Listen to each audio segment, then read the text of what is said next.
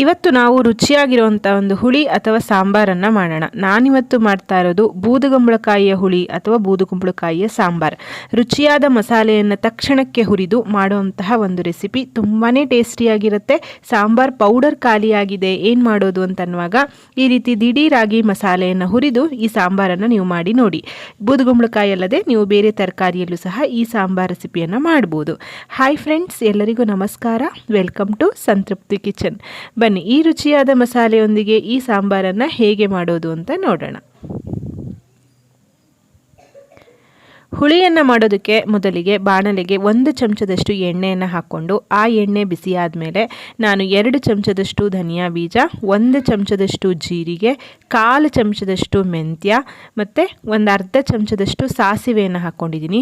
ಇದಿಷ್ಟನ್ನು ನಾನು ಒಟ್ಟಿಗೆ ಹಾಕಿ ಪರಿಮಳ ಬರೋ ತನಕ ಹುರ್ಕೋಬೇಕಾಗತ್ತೆ. ನೋಡಿ, ಇದು ಒಂಚೂರು ಗುಳ್ಳೆ ಗುಳ್ಳೆ ಥರ ಬರ್ತಾ ಇದೆ ಅಂತ ಅನ್ನುವಾಗ ನಾನು ಇದಕ್ಕೆ ಅರ್ಧ ಚಮಚದಷ್ಟು ಉದ್ದಿನಬೇಳೆಯನ್ನು ಸೇರಿಸ್ತಾ ಇದ್ದೀನಿ. ಈ ಸಾಂಬಾರಿಗೆ ನಾವು ಕಡಲೆಬೇಳೆಯನ್ನೆಲ್ಲ ಹಾಕೋದಿಲ್ಲ. ನಂತರ ಇದಕ್ಕೆ ಕರಿಬೇವಿನ ಸೊಪ್ಪನ್ನು ಹಾಕಿ ಚೆನ್ನಾಗಿ ಫ್ರೈ ಮಾಡ್ಕೋತೀನಿ. ಸ್ವಲ್ಪ ಉದ್ದಿನಬೇಳೆ ಕಲರ್ ಚೇಂಜ್ ಆಯಿತು, ಧನಿಯಾದ ಪರಿಮಳ ಬಂತು ಅನ್ನುವಾಗ ಒಂದು 4 ಬ್ಯಾಡಗಿ ಮೆಣಸು, ಒಂದು 5-6 ಗುಂಟೂರು ಮೆಣಸನ್ನು ಹಾಕ್ಕೊಂಡಿದ್ದೀನಿ. ಇದಿಷ್ಟನ್ನು ಹಾಕಿ ಚೆನ್ನಾಗಿ ಫ್ರೈ ಮಾಡ್ಕೋತಾ ಇದ್ದೀನಿ. ನಾನಿಲ್ಲಿ ಸ್ವಲ್ಪ ಪ್ರಮಾಣದಲ್ಲಿ ಮಾಡ್ತಾ ಇರೋದ್ರಿಂದ ಎಲ್ಲದನ್ನು ಒಟ್ಟಿಗೆ ಹಾಕಿ ಹುರಿದಿದ್ದೇನೆ. ನೀವು ಜಾಸ್ತಿ ಮಾಡೋದಿದ್ರೆ ಒಂದೊಂದನ್ನೇ ಹಾಕಿ ಹುರಿಬೋದು.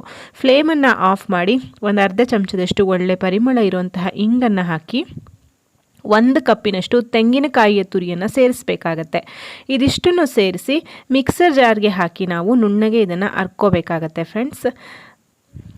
ಬೆಳಗಿನ ಗಡಿಬಿಡಿಗೆ ಬೇಗ ಆಗುವಂತಹ ಒಂದು ಸಾಂಬಾರ್ ರೆಸಿಪಿ. ಸಾಮಾನ್ಯವಾಗಿ ಸಾಂಬಾರ್ ಪೌಡರನ್ನು ಹಾಕಿ ನಾವು ಸಾಂಬಾರನ್ನು ಮಾಡ್ತೀವಿ.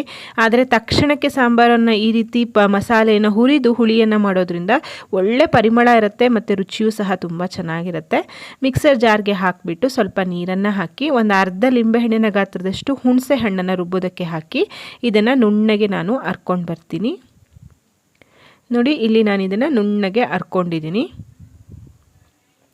ಇಲ್ಲಿ 2 ದೊಡ್ಡ ಕಪ್ಪಿನಷ್ಟು ತೊಗರಿ ಬೇಳೆಯನ್ನು ಬೇಯಿಸಿ ಇಟ್ಕೊಂಡಿದ್ದೀನಿ. ಸ್ವಲ್ಪ ಅರಿಶಿಣವನ್ನು ಹಾಕಿ ಬೇಳೆಯನ್ನು ನಾನು ಬೇಯಿಸಿ ಇಟ್ಕೊಂಡಿದ್ದೀನಿ. ಈ ಕಡೆ 1 kgಯಷ್ಟು ಬೂದುಗುಂಬಳಕಾಯಿಯನ್ನು ಈ ರೀತಿ ಹೋಳನ್ನಾಗಿ ಮಾಡಿಟ್ಕೊಂಡಿದ್ದೀನಿ. ನಾನಿಲ್ಲಿ ಒಂದು 7-8 ಜನರಿಗೆ ಆಗುವಷ್ಟು ಸಾಂಬಾರ್ ರೆಸಿಪಿಯನ್ನು ನಿಮ್ಮ ಜೊತೆ ಶೇರ್ ಮಾಡ್ತಾ ಇದ್ದೀನಿ. ಸ್ವಲ್ಪ ದೊಡ್ಡ ದೊಡ್ಡ ಹೋಳುಗಳಾದರೆ ಹುಳಿಗೆ ಚೆನ್ನಾಗಿರುತ್ತೆ. ಸೊ ಹಾಗಾಗಿ ಈ ರೀತಿ ಇಷ್ಟು ದೊಡ್ಡ ದೊಡ್ಡ ಹೋಳುಗಳನ್ನಾಗಿ ಮಾಡ್ಕೊಂಡಿದ್ದೀನಿ. ಇದಕ್ಕೆ 1 ಲೋಟದಷ್ಟು ನೀರು, ಬೇಯೋಕ್ಕೆ ಅವಶ್ಯಕತೆ ಇರುವಷ್ಟು ನೀರನ್ನು ಹಾಕಿ ಮತ್ತು 1 ನೆಲ್ಲಿಕಾಯಿ ಗಾತ್ರದಷ್ಟು ಬೆಲ್ಲವನ್ನು ಹಾಕಿ ಮತ್ತು ರುಚಿಗೆ ತಕ್ಕಷ್ಟು ಉಪ್ಪನ್ನು ಸಹ ಹೋಳಿಗೆ ಹಾಕಿ ನಾನೀಗ ಬೇಯಿಸ್ಕೊಳ್ತಾ ಇದ್ದೀನಿ. ಬೂದುಗುಂಬಳಕಾಯಿ ಹುಳಿಗೆ ತುಂಬ ನೀರು ಹಾಕಬಾರ್ದು, ಏಕೆಂದರೆ ಕುಂಬಳಕಾಯಿ ನೀರು ಬಿಡೋದ್ರಿಂದ ಸ್ವಲ್ಪ ನೀರನ್ನು ಕಡಿಮೆನೇ ಹಾಕೋಬೇಕು. ಇದನ್ನು ಈಗ ಒಲೆ ಮೇಲೆ ಇಟ್ಟು ಮೊದಲಿಗೆ ಹೋಳನ್ನು ಬೇಯಿಸ್ಕೊಳ್ಳೋಣ. ನೋಡಿ, ಇಲ್ಲಿ ಹೋಳು ಹದವಾಗಿ ಚೆನ್ನಾಗಿ ಬೆಂದಿದೆ. ತುಂಬ ಮೆತ್ತಗೆ ಬೇಯಿಸಬಾರ್ದು. ಒಂದು ಹೋಳನ್ನು ಈ ರೀತಿ ಮುಟ್ಟು ನೋಡಿದ್ರೆ ಕಟ್ಟಾಗ್ತಾ ಇದೆ ಅಂತಂದರೆ ಚೆನ್ನಾಗಿ ಬೆಂದಿದೆ ಅಂತ ಅರ್ಥ.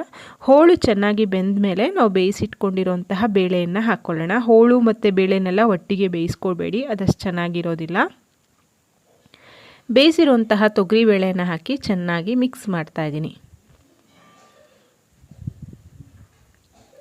ಸ್ವಲ್ಪ ನೀರನ್ನು ಸಹ ಸೇರಿಸ್ತಾ ಇದ್ದೀನಿ ನಾನು.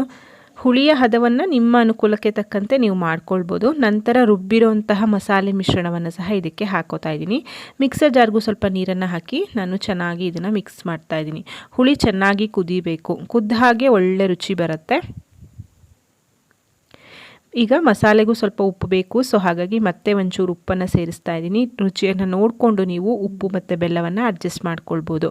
ನೋಡಿ, ಚೆನ್ನಾಗಿ ಇದು ಕುದೀತಾ ಇದೆ. ಈ ರೀತಿ ಒಂದು 5-6 ನಿಮಿಷ ಚೆನ್ನಾಗಿ ಕುದಿಬೇಕು. ಕುದ್ರೇ ಅದು ಚೆನ್ನಾಗಾಗೋದು. ಕಡೆಯಲ್ಲಿ ಕರಿಬೇವಿನ ಸೊಪ್ಪು ಮತ್ತು ಸಣ್ಣದಾಗಿ ಕಟ್ ಮಾಡಿರೋಂತಹ ಕೊತ್ತಂಬರಿ ಸೊಪ್ಪನ್ನು ಹಾಕ್ಕೊಳ್ಳೋಣ.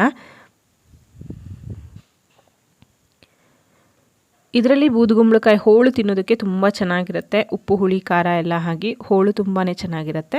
ಇದಕ್ಕೆ ಒಂದು ಸಾಸಿವೆ ಮತ್ತು ಇಂಗಿನ ಒಗ್ಗರಣೆ, ಜಸ್ಟ್ ಸಾಸಿವೆ ಮತ್ತು ಇಂಗನ್ನು ತುಪ್ಪದಲ್ಲಿ ಒಗ್ಗರಣೆ ಕೊಟ್ಟಿದ್ದೀನಿ. ನೀವು ತುಪ್ಪ ಇಷ್ಟ ಆಗದೆ ಹೋದರೆ ಎಣ್ಣೆಯಲ್ಲಿ ಸಹ ಕೊಡ್ಬೋದು. ಕಡೆಯಲ್ಲಿ ಒಗ್ಗರಣೆಯನ್ನು ಕೊಟ್ಟು ಫ್ಲೇಮನ್ನು ಆಫ್ ಮಾಡಿಬಿಟ್ರೆ ಘಮ ಘಮ ಅಂತ ಇರುವಂತಹ ಬೂದುಗುಂಬಳಕಾಯಿಯ ಹುಳಿ ತಯಾರಾಗಿದೆ. ಮಧ್ಯಾಹ್ನದ ಊಟಕ್ಕೆ, ಬಿಸಿ ಬಿಸಿ ಅನ್ನಕ್ಕೆ, ರಾಗಿ ಮುದ್ದೆ ಜೊತೆ ಎಲ್ಲ ತುಂಬಾ ಚೆನ್ನಾಗಿರುತ್ತೆ ಫ್ರೆಂಡ್ಸ್. ಇದು ಖಂಡಿತ ಟ್ರೈ ಮಾಡಿ ನೋಡಿ. ಹೇಗಾಯ್ತಂತ ನನಗೆ ತಿಳಿಸೋದನ್ನು ಮರಿಬೇಡಿ. ಈ ವಿಡಿಯೋ ನಿಮಗೆ ಇಷ್ಟ ಆಗಿದ್ರೆ ದಯವಿಟ್ಟು ಲೈಕ್ ಮಾಡಿ. ಈ ವಿಡಿಯೋವನ್ನು ನಿಮ್ಮ ಫ್ರೆಂಡ್ಸ್ ಆ್ಯಂಡ್ ಫ್ಯಾಮಿಲಿ ಜೊತೆ ಶೇರ್ ಮಾಡಿ. ಮತ್ತೊಂದು ಅಡುಗೆಯೊಂದಿಗೆ ಮತ್ತೆ ಬರ್ತೀನಿ. ಅಲ್ಲಿವರೆಗೂ ಧನ್ಯವಾದಗಳು. Thank you for watching.